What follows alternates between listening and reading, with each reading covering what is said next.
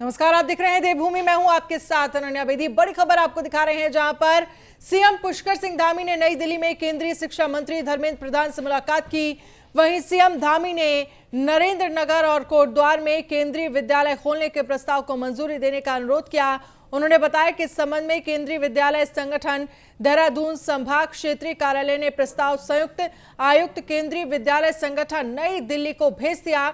मुख्यमंत्री ने उत्तराखंड राज्य की क्षेत्रीय जनता के हितों को देखते हुए केंद्रीय विद्यालय खोले जाने की स्वीकृति देने और खटीमा के ग्राम महालिया में केंद्रीय विद्यालय भवन के निर्माण में तेजी लाने का भी अनुरोध किया है। साथ ही accelerating state education program to improve results योजना में उत्तराखंड को भी शामिल करने का आग्रह किया है।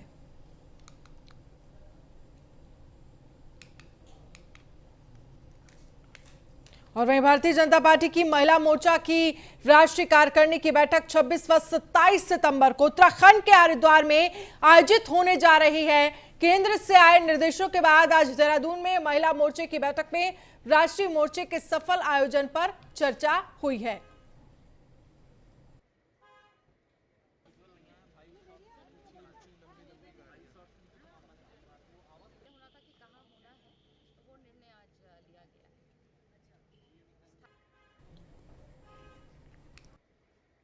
मुझे अत्यंत खुशी है आप सबको बताते हुए कि केंद्र ने निर्णय लिया है कि इस बार महिला मोर्चा की राष्ट्रीय कार्यकारिणी उत्तराखंड में होगी, हरिद्वार में होने जा रही है। और मुझे पूर्ण विश्वास है कि हम सब बहनें उत्तराखंड की जितना हमारा मोर्चा है, हमारी बहनें हैं, इसको पूरी तरह से सक्सेसफुल बनाएंगे। मुझे अत्यंत खुशी है आप सबको।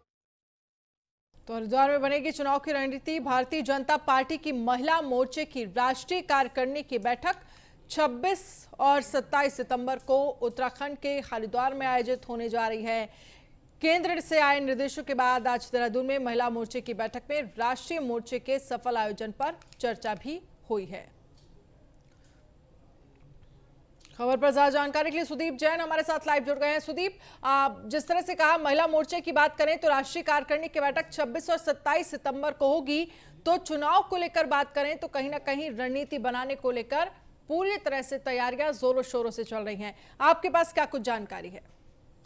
ये बात बिल्कुल सही है। राष्ट्रीय कार्यकारिणी हरिद्वार में होगी, इससे भारतीय जनता पार्टी को संदेश दे रही है। एक तो उत्तर प्रदेश और उत्तराखंड के चुनावों को लेकर वो धर्म नगरी से एक तो निशाना साधेगी, अपनी तैयारियों को मजबूत करेगी। दूसरा, धर्म नगरी हरिद्वार एक आस्था का केंद्र है और भारतीय जनता पार्टी के जो एजेंडे में है वो धर्म नगरी सबसे ऊपर रही है। हमने देखा जेपी नड्डा भी आके गए थे। इसके बाद ये राष्ट्रीय कार्यकारिणी हो रही है। ये महिला मोर्चे की राष्ट्रीय कार्यकारिणी है, तो इसमें राष्ट्र भर के जो महिला मोर्चा के बड़े पदाधिकारी नेता वो पहुंचेंगे। इसके अलावा संगठनात्मक तौर से बैठक इसलिए जरूरी है। इसमें दो बैठक भी भारतीय जनता पार्टी की इंटरनल होगी, जैसे भी जानकारी आ रही है। मुख्यमंत्री से लेकर राष्ट्रीय स्तर के भारतीय जनता पार्टी के बड़े नेता इस बैठक में शामिल होंगे। प्रदेश अध्यक्ष है भाजपा महिला मोर्चा की ऋतु खंडूरी, अभी उन्होंने इस बात की जानकारी दी है और आज उन्होंने पहली अपनी बैठक भी कर ली है। अब कुछ ही देर बाद इनका दल हरिद्वार भी जाएगा, जहां आयोजन व दूसरी व्यवस्थाओं पर चर्चा होगी। बिल्कुल, लेकिन आपसे यहाँ पे ये भी समझना चाहेंगे, क्योंकि आज जिस तरह से देहरादून में महिला मोर्चा की बैठक हुई, इस बैठक की बात करें तो किन किन मुद्दों पर इस बैठक में चर्चा हुई? देखिए, बैठक में इस बात पर चर्चा हुई कि जो आयोजन की जिम्मेदारी उत्तराखंड हरिद्वार को मिली, इसका सफल निर्वहन कैसे किया जाए। दूसरा, जो अधिकारी आ रहे हैं उनसे रुकने ठहरने भोजन की क्या व्यवस्था होगी। दूसरा, जो 2 दिन के आयोजन है इसमें क्या क्या बैठकें होनी है जी। और किन किन राष्ट्रीय नेताओं के क्या साथ समन्वय बैठक होगी। क्योंकि हमने देखा था जब जेपी नड्डा की 2 दिन की बैठक थी तो आयोजन को लेकर और प्रबंधन को लेकर जेपी नड्डा कुछ नाराज हुए थे, तो वो नाराजगी ना होने पाए और व्यवस्थित तरीके से कार्यक्रम पार्टी का चले, जो बड़े नेता हैं वो कार्यकर्ताओं को समय दे सके, सारी चीजों पर चर्चा हो। चलिए सुदीप, बहुत बहुत शुक्रिया तमाम जानकारी के लिए। तो 26 और 27 को ये बैठक होगी। चुनाव को लेकर काफी अहम मानी जा रही है ये बैठक। उत्तराखंड कांग्रेस को बड़ा झटका लगा है। सीएम पुष्कर सिंह धामी की मौजूदगी में कांग्रेस विधायक राजकुमार ने बीजेपी की सदस्यता ले ली है। इस मौके पर न्यूज़ वन इंडिया से खास बातचीत भी की है। क्या कुछ कहा है, सुनिए। हमारे साथ बातचीत करने के लिए राजकुमार जी हैं। सर, आपने कांग्रेस छोड़कर आज बीजेपी में आप शामिल हुए हैं, क्या कुछ कहेंगे? मैं भारतीय जनता पार्टी से प्रभावित हुआ हूं और भारतीय जनता पार्टी के शीर्ष नेतृत्व से प्रभावित हुआ हूं और सबसे ज़्यादा जो भारत के प्रधानमंत्री हैं उनसे प्रभावित हुआ हूँ। आज उन्होंने देश को एक ऐसे विश्व में एक ऐसे मुकाम पे खड़ा किया है कि हर भारतीय, चाहे वो देश में चाहे विदेश में, कहीं भी किसी भी कोने में अपने आप को गौरवान्वित महसूस करता है, इसलिए मैं प्रभावित हुआ हूँ। आगामी साल में सर विधानसभा के चुनाव हैं, ऐसे में कांग्रेस पार्टी का आपने कांग्रेस पार्टी छोड़ी, कांग्रेस पार्टी अब बीजेपी के लिए कितनी बड़ी चुनौती रह जाएगी? मुझे नहीं लगता कहीं पे कहीं भी कुछ खड़ा नहीं है, वो अपना परिवार संभाल दें तो इसी पे है। मेरा तो सिर्फ एक विषय है कि मैं जिस वर्ग से आता हूँ, मैं उस वर्ग की बात जब मैंने रखी है तब उन्होंने अनसुनी की है। और आज भारतीय जनता पार्टी की जो सरकार है उसमें जो अनुसूचित जाति की जो योजना है, कॉन्सेप्ट ये है कि अनुसूचित जाति के लोगों को अपने पैरों पे खड़ा करने का उनका कॉन्सेप्ट है, इसलिए प्रभावित हुआ हूँ। और आज आगे भी मैं चाहे राष्ट्रीय स्तर पे, चाहे केंद्र के स्तर पे, चाहे प्रदेश के स्तर पे मैं जो दायित्व पार्टी देगी उसके अनुसार उनके हितों की बात हमेशा हर पटल पे करता रहूँगा। धन्यवाद सर। ये थे हमारे साथ राजकुमार जी, जिनका साफ तौर पे कहना है कि भारतीय जनता पार्टी जो भी हमें नेतृत्व देगी उसको हम बढ़िया तरीके से उसका निर्वहन करेंगे। वीडियो जर्नलिस्ट लोकेश के साथ पीयूष। कांग्रेस के पुरोला सीट से विधायक राजकुमार ने बीजेपी का दामन थाम लिया है। वहीं उत्तराखंड कांग्रेस के प्रदेश अध्यक्ष गणेश गोदियाल ने इसको अपनी कमजोर कड़ी का टूटना बताया है। कांग्रेस अध्यक्ष गणेश गोदियाल का कहना है कि पुरोला विधायक के क्षेत्र में क्या स्थिति थी ये सभी को पता है, ऐसे में उन्होंने खुद संगठन को छोड़कर सही काम किया। अब कांग्रेस अपने जमीन से जुड़े पकड़ वाले उम्मीदवार को टिकट देकर एक सीट पक्की तय करने का काम करेगी।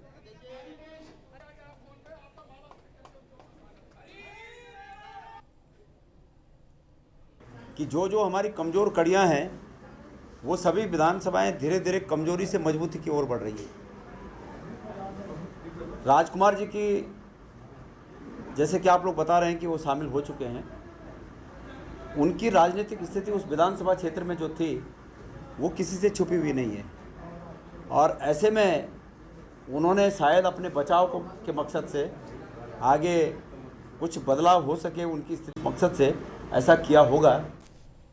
देवस्थानम बोर्ड के विरोध में बीते 2 सालों से चारों धामों में चल रहा तीर्थ पुरोहितों का धरना मुख्यमंत्री के आश्वासन के बाद भी केदारनाथ में जारी है। हालांकि मुख्यमंत्री की ओर से 30 अक्टूबर तक मामले को सुलझाने के आश्वासन के बाद तीर्थ पुरोहितों ने आज होने वाली महारैली को स्थगित कर दिया।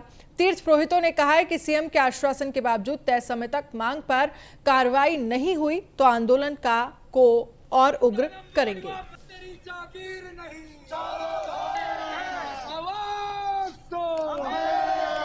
तो तीर्थ पुरोहितों का आंदोलन जारी, देवस्थानम बोर्ड भंग करने की मांग यहां पर की जा रही है।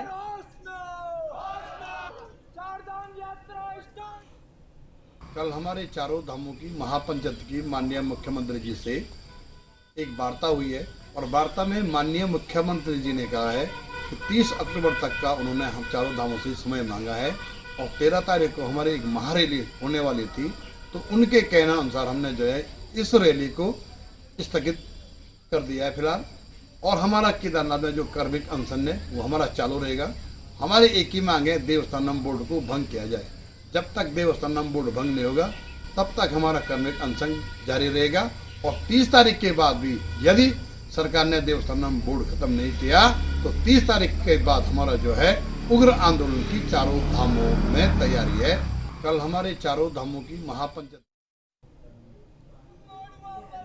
और रोहित डिमरी हमारे संवाददाता फोन लाइन पर जुड़ चुके हैं। रोहित, तीर्थ पुरोहितों ने महारैली स्थगित की लेकिन जो आंदोलन है वो जारी है। सीएम के आश्वासन के बाद भी आंदोलन हो रहा है। मैं आपको बताना चाहूंगा कि देवस्थानम बोर्ड को लेकर जो कोई समाज है 2 साल से आंदोलन कर रहा है, केदारनाथ लोगों का आंदोलन कर रहा है। बीच में कोई समाज ने गुप्तकाशी, अगस्त में ऐसे कई स्थान है जहाँ पर आंदोलन किया है। पिछले कुछ दिन पहले ही मुख्यमंत्री से उनकी वार्ता हुई है। वार्ता में यह बात कि 30 अक्टूबर तक उनकी जो मामला है देवस्थानम बोर्ड का उसको सुलझा दिया जाएगा। पर लेकिन जो कोई समाज है उनका साफ तौर पर यह कहना है कि 30 अक्टूबर तक अगर उनके मामले को सुलझाया नहीं जाता है या फिर कोई और कार्रवाई नहीं की जाती है तो वे उग्र आंदोलन कर देंगे। फिलहाल वे अपने कर्मिक अनशन जो उनका जारी है वह रहेगा, जारी रहेगा और वे सरकार के उस मामले को सुलझाने तक हम यह धरना करते रहेंगे। उनका जो आज आंदोलन था महारैली थी रुद्रप्रयाग जनपद में, वह भी उन्हें स्थगित कर दी है सीएम के आश्वासन के बाद। तो फिलहाल जो कर्मिक अनशन है उनका जारी रहेगा और वे सरकार के खिलाफ धरने पर बैठे रहेंगे। बिल्कुल, लेकिन रोहित, जिस तरह से देखा जाए बातचीत हुई थी, बड़ी कामयाबी भी बीजेपी की मानी जा रही थी, जिस तरह से उन्होंने तीर्थ पुरोहितों से बातचीत हुई थी, लेकिन इन सब के बीच सवाल यह है कि अब क्या कुछ मांग है तीर्थ पुरोहितों की? जैसे कि कहते हैं कि तीर्थ पुरोहित समाज है 2 साल से यहाँ पर आंदोलन कर रहा है और बार बार को आश्वासन यही मिला है कि उनका जो देवस्थानम बोर्ड है उसको भंग कर दिया गया। सरकार ने कई बार यह भी कहा कि हमने कमेटी गठित कर दी गई है, इस पर निर्णय लिया जा रहा है, लेकिन उनकी जो मांग है वह पूरी नहीं की गई। अभी जो आश्वासन सीएम की ओर से मिला है कि 23 अक्टूबर तक उनकी मांग को पूरा कर दिया जाएगा, लेकिन उन्हें विश्वास नहीं है सरकार पे कि यह कार्रवाई पूरी हो पाएगी। ऐसे उन्होंने यह निर्णय लिया है कि अनशन उनका जारी रहेगा और फिर अगर उनकी मांग को पूरा कर लिया जाता है तो वे अपने आंदोलन को समाप्त कर देंगे। फिलहाल वे अपने धरने को जारी रखेंगे। चलिए, बहुत बहुत शुक्रिया तमाम जानकारी के लिए रोहित। डोईवाला में कांग्रेस कार्यकर्ताओं ने गन्ना मूल्य को लेकर शुगर मिल के बाहर धरना प्रदर्शन किया और सरकार के खिलाफ जमकर नारेबाजी की। उनका कहना है कि गन्ने के दाम 450 रुपए प्रति क्विंटल किए जा रहे हैं। शुगर मिल किसानों के लिए वेटिंग रूम भी बनवाया जाए। वहीं कांग्रेस जिला अध्यक्ष गौरव चौधरी का कहना है कि सरकार लगातार किसानों की उपेक्षा कर रही है और बढ़ती महंगाई के बीच भी गन्ने के दाम 4 साल से नहीं बढ़ाए गए हैं। इसके अलावा गन्ना समिति के अध्यक्ष मनोज नोटियाल ने कहा है कि किसानों का उत्पीड़न किसी भी हाल में बर्दाश्त नहीं किया जाएगा। गन्ने का मूल्य घोषित करो। मुख्य मुद्दा कांग्रेस का है, एक तो गन्ने का जो मूल्य है, समर्थन मूल्य है, वो लगभग 450 रुपये हो जाना चाहिए, क्योंकि आज जो महंगाई हो चुकी है, जिस तरह से डीजल, खाद, हर चीज़ का जो दाम बढ़ चुका है, 450 से नीचे किसान को पड़ता नहीं आएगा।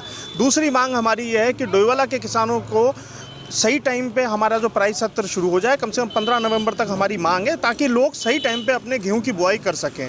और एक मांग, तीसरी मांग ये है कि इतनी पुरानी फैक्ट्री है, अब तक यहाँ पर किसानों को बैठने के लिए वेटिंग रूम के रूप में आज तक प्रतीक्षालय इनके द्वारा नहीं बनाया गया। हम चाहते हैं कि शीघ्र यहाँ पर प्रतीक्षालय बनाया जाए। आज हम लोग शुगर मिल डोईवाला के गेट पर कांग्रेस पार्टी के और सभी किसान लोग यहाँ पर आज धरने पर बैठे हैं। हमारी मांग जो पिछले दिनों से चली आ रही है कि हरियाणा में गन्ना मूल्य घोषित हो चुका है 362 रुपये, पंजाब में 360 रुपये घोषित हो चुका है।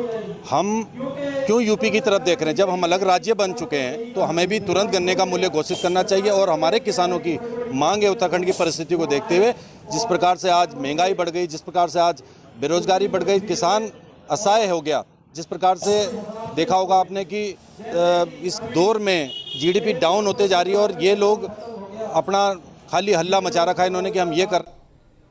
और शक्ति नहर से आत्महत्या का मामला सामने आया है, जहां एक महिला ने अपने 3 बच्चों सहित गहरे पानी में छलांग लगाकर खुदकुशी कर ली। वहीं सूचना मिलने पर एसडीआरएफ टीम मौके पर पहुंची और देर रात एक सर्च ऑपरेशन चलाया और कड़ी मशक्कत के बाद टीम को एक बच्चे का शव बरामद हुआ है, जबकि दूसरे बच्चे की तलाश अब भी जारी है। आपको बता दें कि घटनास्थल से महिला को जीवित और एक बच्ची का शव स्थानीय लोगों ने पहले ही बाहर निकाल लिया था। तो 3 बच्चों समेत पानी में छलांग लगाई एक महिला ने। महिला की जान बची, लेकिन तीनों बच्चों की मौत हो गई।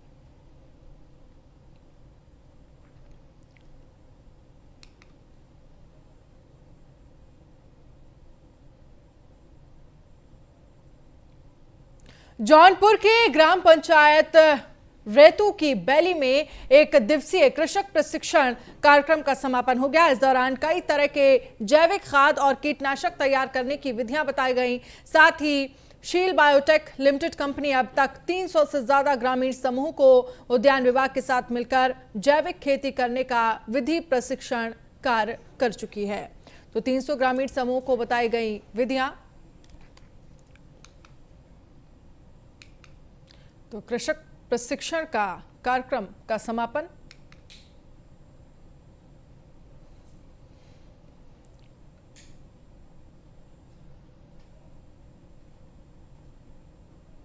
जौनपुर के ग्राम अलमस में डिवाइन लाइट ट्रस्ट मसूरी की तरफ से कार्यक्रम का आयोजन हुआ, जहां पर अपर जिलाधिकारी रामजी शरण शर्मा ने मुख्य अतिथि के रूप में शिरकत की। कार्यक्रम में ग्रामवासियों ने सड़क, उद्यान, कृषि और जलागम विभागों से संबंधित कई शिकायतें रखी, जिस पर अपर जिलाधिकारी ने संबंधित अधिकारियों को शिकायतकर्ताओं के निस्तारण के निर्देश दिए। शिकायतों के निस्तारण के निर्देश दिए और कहा कि सिर्फ एक व्यक्ति के प्रयास से किसी गांव में कैसे परिवर्तन लाया जा सकता है, ये ट्रस्ट के प्रयासों से साफ जाहिर होता है।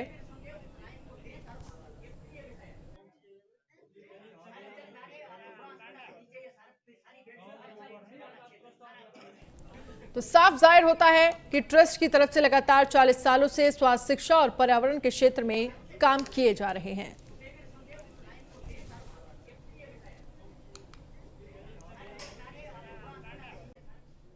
जब अवसर मिलता है तो उसका पूरा लाभ होता है।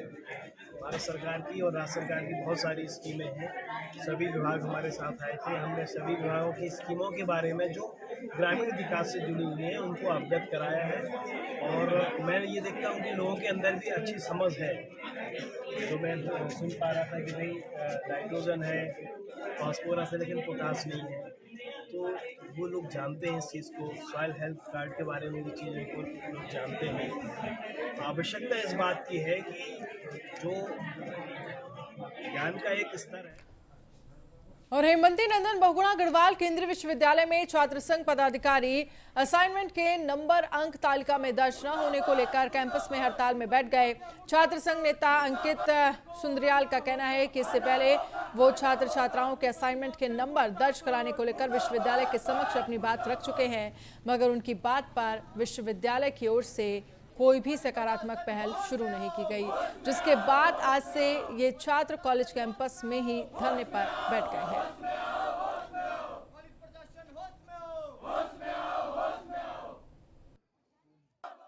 परसों हमने कुलपति महोदय के ज्ञापन प्रेषित किया, जिसमें हमने परिसर निदेशक से यह कहा है कि जल्दी बच्चों के अगर असाइनमेंट के नंबर बच्चों को नहीं मिलते हैं तो उसके लिए हम उग्र आंदोलन करेंगे। यह सीधे देखने की बात यह है कि बच्चों ने जब ऑनलाइन असाइनमेंट सबमिट कर रखे हैं, ऑफलाइन असाइनमेंट सबमिट कर रखे हैं, तो ये गलती किसकी है? ये गलती असल में विभाग की है। और अगर बच्चों का 1000 रुपये फीस भी भरनी है तो वो विभाग भरे, जिस विभाग की वो गलती है वो 1000 रुपये हम चाहते हैं कि विभाग भरे, वरना बच्चे भरने के लिए राजी नहीं है। हम इसी तरीके से अपना आंदोलन जारी रखेंगे। क्या रहेगी जी? हमारी रणनीति ये रखेगी कि हम अब पूरे विभागों को भी बंद करेंगे धीरे धीरे। अगर ऐसे ही चलता रहा तो हम हिंदी विभाग को भी बंद करेंगे, अगर हमें कोई जवाब विश्वविद्यालय प्रशासन से नहीं देखने को मिलता है तो। जैसे कि आप मेन मुख्य समस्या देखेंगे हिंदी विभाग में, बच्चों के असाइनमेंट 1, 2, 3 बार जमा करने के बावजूद भी उनके रिजल्ट में एब्सेंट आया गया है, जिसकी जिम्मेदारी ना आप डायरेक्टर सर ले रहे हैं ना विभाग ले रहे हैं, सब अपने जिम्मेदारियों से दूर भाग रहे हैं। तो हमने कुछ दिन पूर्व डायरेक्टर साहब के साथ मुलाकात की थी, बैठक की थी, जिसमें हमने बोला था अगर आप इसमें कुछ फैसला नहीं लिया जाता तो हम सोमवार से यहाँ पर हड़ताल शुरू करेंगे। और अगर आगे भी इसमें कोई कि रिजल्ट नहीं आया तो ये हड़ताल ऐसी ही जारी रहेगी जब तक कोई परिणाम हमारे सामने आ नहीं जाता। हरिद्वार में एक युवती को बार बार कॉल और अश्लील मैसेज करना एक युवक को भारी पड़ गया। युवती ने इसकी शिकायत जब अपने घर वालों से की तो युवती के परिजनों ने युवक को रास्ते में ही पकड़ लिया और उसकी जमकर धुनाई कर दी। इतना ही नहीं, पकड़े गए युवक को युवती ने भी चप्पलों से पीटा। वहीं युवती का कहना है कि युवक कई दिनों से उसे अश्लील मैसेज कर रहा था और कॉल करके परेशान कर रहा था। मना करने के बावजूद भी युवक अपनी हरकतों से बाज नहीं आ रहा था।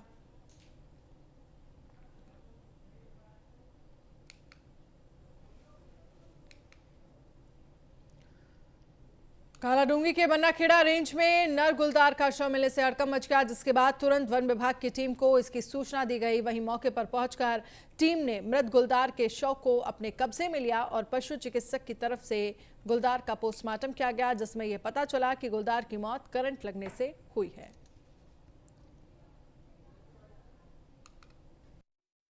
अभी हमको वन विभाग के द्वारा सूचित किया गया है कि इसमें एक नर है, ये गुलदार है, इसको इन्होंने कमोरा रेंज के पास इनको मृत अवस्था में मिला है। निरीक्षण करने पे हमको ये इसके बारे में जानकारी प्राप्त हुई है कि इसको बिजली के तार से करंट लगा है, जो कि इसके बाईं आँख के पास एक 4 सेंटीमीटर का घाव भी देखा गया है और संभवतः वो बिजली के तार को छूने से इसको मिला है। और बिजली के तार से झटका लगने के बाद, इतनी ऊंचाई से गिरने के बाद शॉक कंडीशन से इसकी डेथ हुई है। अभी और उत्तराखंड की खबरों में फिलहाल इतना ही। आप बने रहिए न्यूज़ 1 इंडिया के साथ। नमस्कार।